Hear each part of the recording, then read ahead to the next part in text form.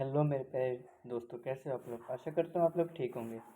तो आपके लिए रिडोक्स लेके आए थे। रिडोक्स में हमने पढ़ा था डिस्प्लेसमेंट रिएक्शन के बारे में, और डिकम्पोजिशन रिएक्शन भी थी, कम्बिनेशन रिएक्शन, मतलब टाइप्स ऑफ रिएक्शंस के बारे में हमने आपको एक्सप्लेन किया था।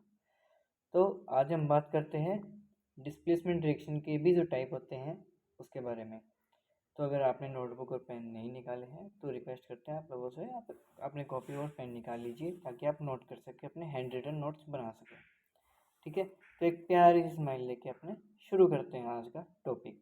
चलिए, तो क्या बोल रहा है कि डिस्प्लेसमेंट रिएक्शन आपने लास्ट वीडियो में देखा था कि reaction in which an atom और ion compound is replaced by an atom और ion of some other element. मतलब कि क्या था कि कोई एक जो अपना एलिमेंट है आएगा, रिएक्ट करेगा और रिप्लेस करेगा। ठीक है, मान लीजिए ये एक्स है, ये अपने यहाँ पे किसको रिप्लेस कर रहा है, वाई को रिप्लेस कर रहा है, जेड के साथ रिएक्शन कर रहा है, वाई अपने बाहर निकल जाएगा। ठीक है, अगला है इसी के जो टाइप्स बनते हैं, metal displacement reaction. Metal displacement reaction में क्या बोलते हैं, a metal in the compound is displaced by some other metal in an elemental state. Elemental state में मान लीजिए जेड को एलिमेंटल स्टेट में है, ये पूरा एक कंपाउंड है, तो ये अपने रिप्लेस करेगा किसको, कॉपर को रिप्लेस करेगा और SO4 के साथ रिएक्ट करके कंपाउंड बना देगा।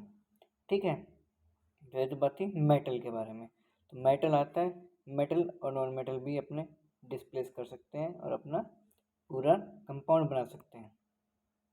ठीक है, आगे देखिए, नॉन मेटल डिस्प्लेसमेंट रिएक्शन में मेटल भी हो सकता है, नॉन मेटल भी हो सकता है, डिस्प्लेस करेगा अनदर नॉन मेटल को और एक कंपाउंड बनाएगा। जैसे कि सोडियम एक मेटल है, हाइड्रोक्साइड आयन में मतलब कि वाटर के साथ रिएक्शन करते हैं तो सोडियम हाइड्रोक्साइड आयन बनाता है और एलिमेंटल स्टेट में हाइड्रोजन गैस इसमें रिलीज हो जाती है। ठीक है, ये था आपका नॉन मेटल डिस्प्लेसमेंट रिएक्शन। अगली है डिसप्रपोर्शनेशन रिएक्शन। डिसप्रपोर्शनेशन रिएक्शन क्या कहती है, reaction in which the some species same species simultaneously oxidize as well as reduce. मतलब कि रिएक्शन में एक ही कंपाउंड है, एक ही स्पीसीज है, उसी का तो ऑक्सीडेशन होगा, उसी का क्या होगा, रिडक्शन होगा, वो होते हैं डिसप्रपोर्शनेशन रिएक्शन। ठीक है, तो यहाँ पे H2O2 लिया है, हाइड्रोजन पेरोक्साइड लिया है, तो यहाँ पे अपना एक रिडक्शन हो रहा है। ठीक है, एक्वस फॉर्म में है अपने H2O2, वो अपने H2O में लिक्विड में टूटेगा और ऑक्सीजन गैस जो है बाहर निकल जाएगी। तो यहाँ पे देखिए कि एक ऑक्सीजन यहाँ पे है, इस केस में इसका रिडक्शन हो रहा है, कैसे, -1 से -2 की इसकी ऑक्सीडेशन स्टेट में जा रही है।